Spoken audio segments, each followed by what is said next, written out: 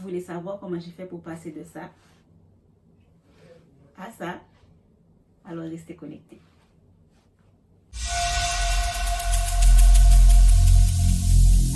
Every single day, I'm gonna make something great. That's my way. Every single day. D'abord, la première chose que vous aurez besoin, si vous voulez faire grandir vos cheveux crépus, vos cheveux naturels, c'est de la patience. De la patience, de la patience. Parce que si vous n'avez pas de patience, vous allez vous décourager en plein chemin et donc vous n'allez pas réussir. Ensuite, vous aurez besoin de la consistance et de la persistance. Donc, si vous voulez faire grandir vos cheveux, ne soyez pas comme ce qu'on appelle des lazy natural, comme vous commencez avec un produit et pendant une semaine et puis après l'autre semaine qui vient, vous arrêtez. Et donc, ça, c'est un non, non, non. Alors, je vais vous dire ce qui m'a aidé moi à réussir mon parcours. Ce qui m'a aidé moi à réussir à faire grandir mes cheveux. Et je vais vous dire ce qui m'a aidé pendant mon parcours, ce qui m'a aidé quand mes cheveux tombaient et tout ça. Donc, c'est pas comme si je vous dis que c'est ce que vous devriez faire. Je vous donne des conseils. Si vous voulez, vous pouvez les essayer et voir si ça marche pour vous. La première chose que j'ai fait moi-même, je me suis établi une routine capillaire. Vous allez avoir besoin d'une routine capillaire, c'est-à-dire vous allez vous décider que une fois toutes les semaines ou une fois toutes les 2 semaines, vous allez vous laver les cheveux. Ça, c'est très, très important. Il vous faut une routine capillaire avec des produits adaptés à vos besoins, adaptés à vos soins et adaptés à vos cheveux. Ensuite, mon second conseil, c'est de ne jamais démêler vos cheveux à sec. C'est-à-dire, il faut toujours démêler vos cheveux pendant que c'est humide ou bien pendant que vous êtes sous la douche. Parce que si vous allez démêler vos cheveux à sec, vous allez perdre beaucoup de cheveux. Et en plus, c'est quoi le but? Ça fait super mal de démêler les cheveux crépus à sec parce que ça fait mal au cuir chevelu. Ensuite, vous devez essayer la méthode de finger detangling, c'est-à-dire vous allez démêler vos cheveux avec vos doigts d'abord. Ensuite, vous pouvez utiliser un peigne à l'âge d'or ou bien avec une brosse adaptée aux cheveux crépus. Donc, vous allez vous démêler les cheveux d'abord avec les doigts et ensuite, vous allez démêler avec un peigne à l'âge dent ou bien une brosse adaptée aux cheveux crépus. La troisième chose que j'ai faite qui m'a vraiment aidé et qui a beaucoup changé ma vie, c'est l'hydratation. Je ne vais jamais cesser de le répéter. Hydratez-vous, hydratez vos cheveux. Quand je parle d'hydratation, je parle de boire beaucoup d'eau d'abord. Ensuite, hydratez vos cheveux avec votre petit vaporisateur. Si vous voulez, vous pouvez ajouter comme de l'eau d'aloe vera par exemple. N'utilisez pas l'eau juste comme ça parce que ça peut dessécher les cheveux parce que en ce moment on vit dans une époque où il y a beaucoup de calcaire dans l'eau. Donc c'est mieux de mettre un peu d'eau ou bien du jus d'aloe vera et vous ajoutez un peu d'huile et comme ça vous pouvez hydrater vos cheveux facilement. Je vous ai dit que moi là j'ai commencé à boire 2 litres d'eau par jour. Ça a beaucoup changé. Ma peau, mes cheveux ont commencé à grandir, à pousser tellement et mes ongles, tout. Parce que l'eau c'est la chose, moi je devais mettre l'eau en premier comme la chose qui m'a beaucoup aidé à accomplir, alors avoir la longueur que j'ai aujourd'hui. Ensuite, la chose qui va vous aider beaucoup, c'est de faire une coiffure protectrice. Alors, je vais vous expliquer très bien. Faites-vous une coiffure protectrice pour éviter de trop manipuler vos cheveux. Ok? Mais cependant, il faut éviter toutes les coiffures protectrices qui sont beaucoup trop serrées. Ça ne va pas vous aider du tout. Ça va juste vous faire perdre vos cheveux. Donc, évitez les coiffures qui sont trop serrées devant et évitez les coiffures qui tirent trop à l'arrière. Tout ça, c'est des facteurs vraiment négatifs qui ne vont pas vous aider à améliorer ou bien à avoir la longueur que vous désirez. Quand vous faites une coiffure protectrice, il y a une erreur à ne pas faire. Quand vous faites une coiffure protectrice, il faut toujours continuer de prendre soin de vos cheveux sur la coiffure. Pourquoi? Parce que sur la coiffure protectrice, c'est encore plus facile pour les cheveux de se dessécher. Parce que si vous avez fait ça avec des mèches, ajouter des mèches par exemple, donc vos cheveux sont mêlés avec un corps étranger, ce qui fait qu'ils ont besoin de beaucoup plus de nutrition, ils ont besoin de beaucoup plus d'hydratation. Dans ce cas, si vous avez une coiffure protectrice avec des mèches, vous devez vous consacrer à prendre soin de vos cheveux. et ne pas les abandonner comme ok, j'ai fait une coiffure protectrice, donc je laisse ça pendant une semaine ou bien je vais dire pendant 1 mois, 2 mois sans en prendre soin. Ça c'est pas bon. Donc faut toujours soit hydrater d'abord, appliquer de l'huile, masser votre crâne chevelu et tout ça, ça va vous aider beaucoup et vous allez voir en enlevant la coiffure protectrice que les cheveux ne sont pas secs et c'est sûr que vous allez perdre des cheveux parce que normalement on perd des cheveux chaque jour, mais vous n'allez pas avoir comme si une perte énorme parce que vous n'avez pas hydraté vos cheveux. Vous pouvez aussi vous faire une coiffure protectrice avec les cheveux. Normalement, une coiffure protectrice peut aller de 4 jours jusqu'à 8 semaines. Normalement, c'est ce qui est recommandé. Au-delà de 8 semaines, ça peut être un petit peu difficile de savoir si on ne va pas perdre beaucoup de cheveux ou pas. Mais avec vos cheveux, il y a beaucoup de styles, il y a beaucoup de jolies choses que vous pouvez faire avec vos cheveux comme coiffure protectrice. Donc, faites des coiffures protectrices pour vous aider à gagner la longueur que vous désirez et aussi ça va vous aider à garder la longueur que vous désirez. Parce que, je vous dis, les cheveux poussent chaque jour, mais le plus difficile, c'est de garder la longueur que vous avez gagnée. Donc, ça, c'est une question très taboue et je sais que pas beaucoup de femmes aiment couper leurs cheveux, mais coupez vos pointes régulièrement. Quand je dis régulièrement, par exemple, vous pouvez couper vos pointes 1 à 2 fois dans l'année. Ne gardez pas les pointes mortes, ne gardez pas les pointes trop séchées parce que si vous gardez ça, ça va vous faire perdre la longueur que vous avez gagnée. Pourquoi? Parce que les cheveux, c'est comme, je vais dire, des tissus morts. La racine, c'est la partie la plus jeune de vos cheveux et quand la racine pousse, c'est ça qui vous donne les longueurs. Et au fur et à mesure, cette même longueur va se transformer en pointe. Et si vous avez des pointes fourchues juste parce que vous voulez avoir des cheveux super longs et vous ne voulez pas vous en débarrasser, vous allez payer chèrement parce que ça ne va pas vous aider. Ça va vous faire perdre les cheveux. Ça va vous faire perdre vos cheveux. Ensuite, ça va entraîner beaucoup de casse. Donc, nettoyez vos pointes. N'allez pas comme mettre les ciseaux pour couper beaucoup de vos cheveux, mais au fur et à mesure, regardez vos pointes et coupez les pointes qui sont fourchues et qui ne sont pas bonnes. Coupez ça. Une chose que j'ai faite, c'est que j'ai évité de suivre les conseils des gens qui n'ont pas le même type de cheveux que moi. Je vais vous expliquer pourquoi. Ça peut arriver que vous suivez quelqu'un sur Instagram par exemple, elle a de jolis cheveux et elle a des boucles, etc. Mais vous avez par exemple le type de cheveux 4C. Comme moi je suis 4C et 4B en même temps. Et la personne dont vous suivez, c'est quelqu'un avec les cheveux 2B par exemple ou 3B par exemple avec des boucles. Donc le type de produit qui marche pour cette personne peut-être ne va jamais marcher sur vos cheveux comme vous aurez aimé, comme vous aurez désiré. Pourquoi? Parce que les cheveux crépus sont comme si redoutés dans le sens que c'est pas tous les produits qui marchent sur les boucles qui vont marcher sur les cheveux crépus. Pour les cheveux crépus, c'est plus difficile d'hydrater, ça c'est un. Et en plus, c'est plus difficile de faire des boucles avec des cheveux crépus sans utiliser une tonne de produits. En ce moment, on vit à l'époque d'influenceurs de mode ou bien d'influenceuses de mode. Donc, il y a des gens qui vont vous montrer tel ou tel produit pour vous dire ça va marcher sur vous, etc. Mais cependant, cette personne n'utilise même pas ce produit et ne sait même pas les réactions que ce produit peut avoir sur vos cheveux parce que la personne n'a pas le même type de cheveux que vous et la personne n'utilise pas vraiment ce produit, ok? Et donc, la personne est juste en train de faire la promotion pour ce produit parce que la personne est payée pour ce produit. Moi, je vous garantis que si vous trouvez un produit adapté à vos soins, c'est sûr que vous allez avoir des résultats énormes. Au fur et à mesure que vous êtes dans ce parcours de naturalista, je vais dire, vous allez apprendre à connaître vos cheveux. Vous allez savoir ce qui va bien à vos cheveux. Vous allez comprendre que si vous appliquez tel ou tel autre produit dans vos cheveux, ça ne marche pas.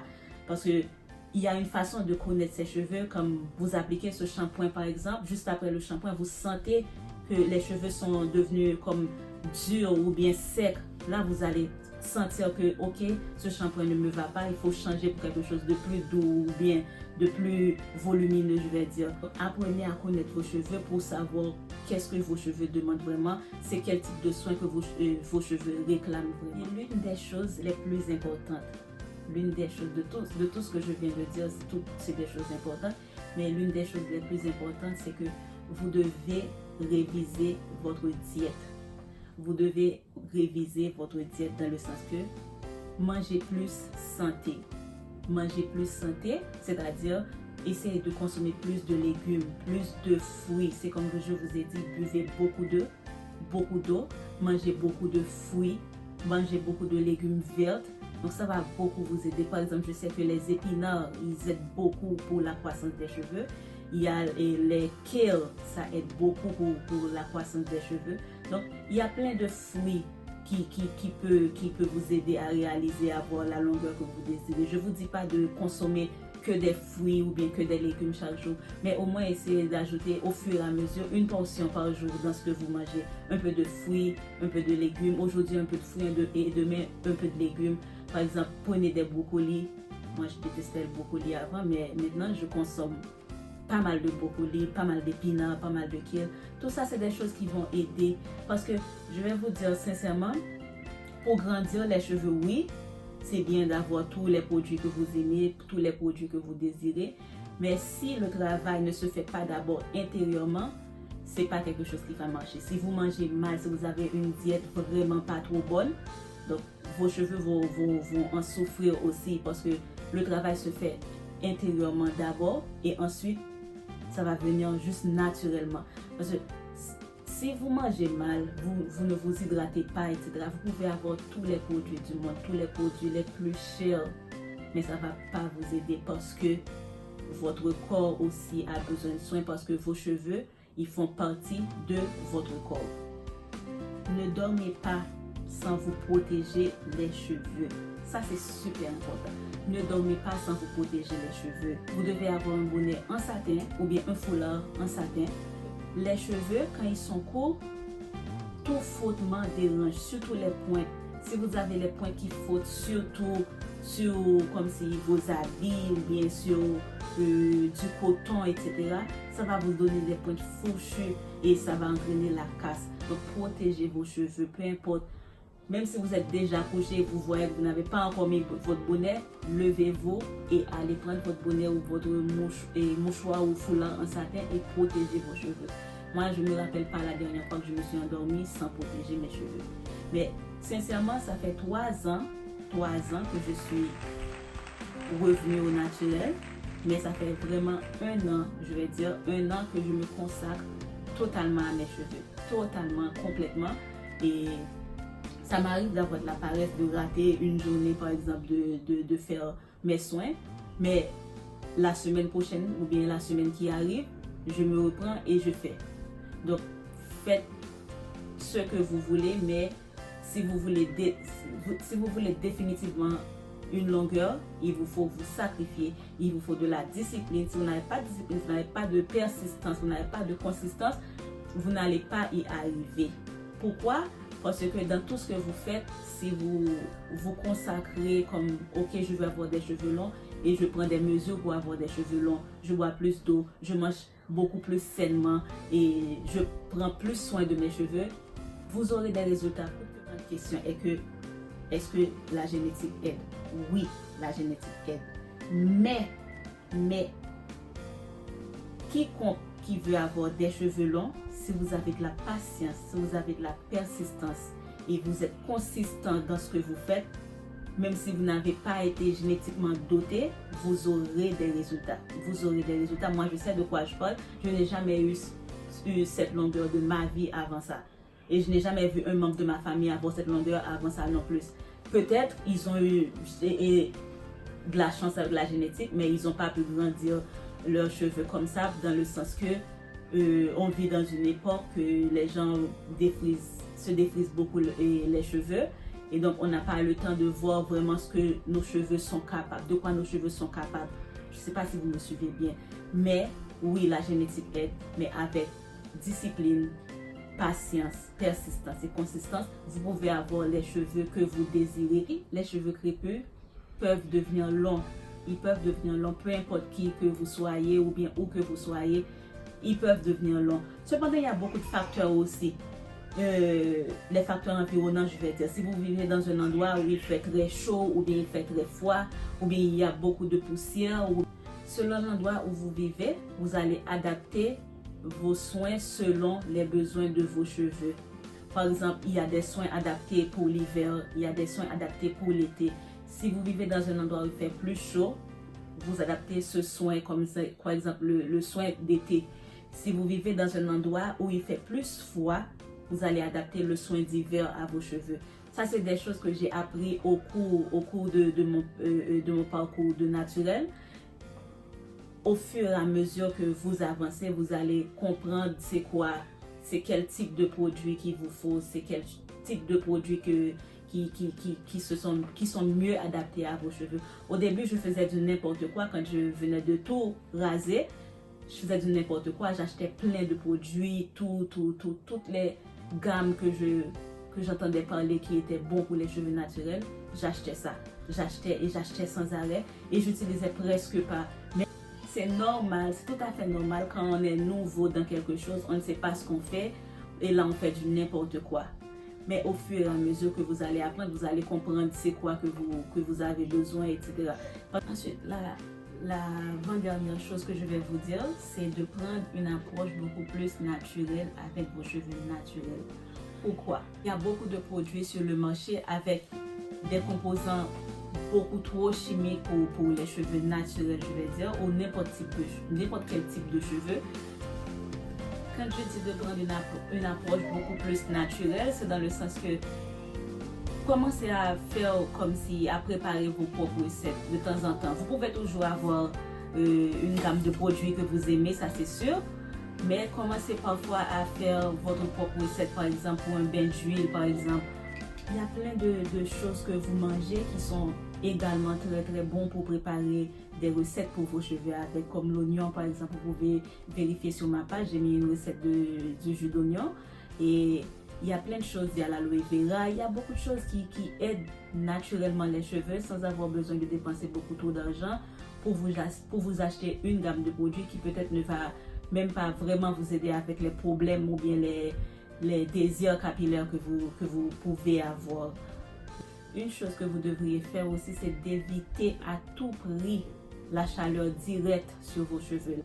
Quand je parle de chaleur directe, je parle surtout des fers à lisser par exemple qui sont vraiment néfastes pour les cheveux naturels parce que quand vous lissez vos cheveux, vous avez le droit de lisser vos cheveux, je vais vous dire sincèrement et franchement, vous avez le droit de lisser vos cheveux au moins une fois ou deux fois dans l'année ou plus si vous désirez, mais vous devriez savoir qu'il y a des conséquences qui viennent avec.